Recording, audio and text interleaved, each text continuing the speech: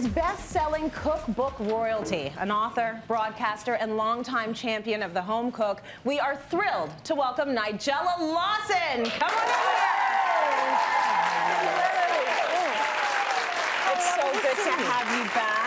Always nice to be here. We love having you in our kitchen. I love it when you come out with a new book and we can talk a little bit about what's been happening in your life, because you really are the longtime champion of home cooking. You've always been about making it easy. Yes. Let's not get stressed out. Let's just make sure you're cooking at home, right? I feel that particularly because a recipe can be very, very simple, but out of that you can get sort of deep, resonant and complex flavours. Yes. So it's not like you're having dull food because it's simple. You're just not stressing yourself out in any way.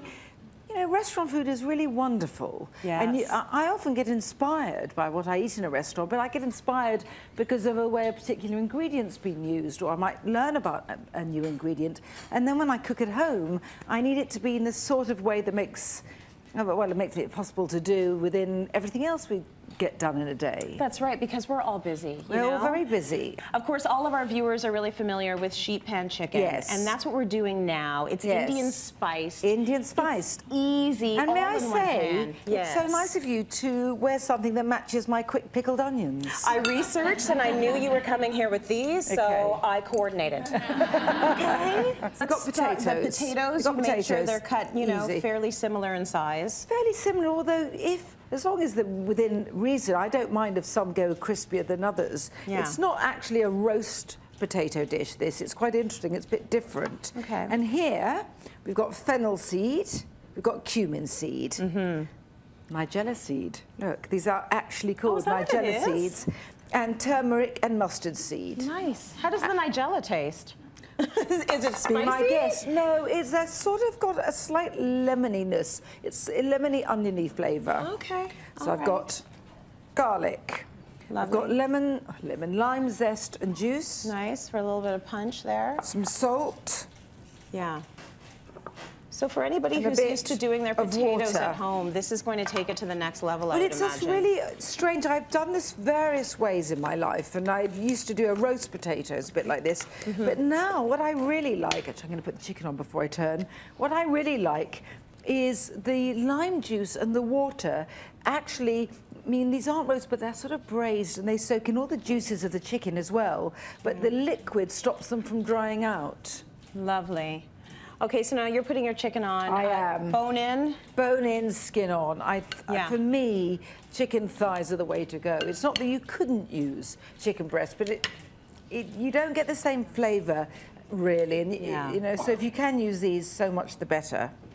So you've got the thighs going on, which actually is way less expensive than getting a breast anyways. Well, I always think it's twice the flavour and it used to be half the price. Half the price. So I turn them a bit like this in it first. Yeah, spread the flavour a little bit.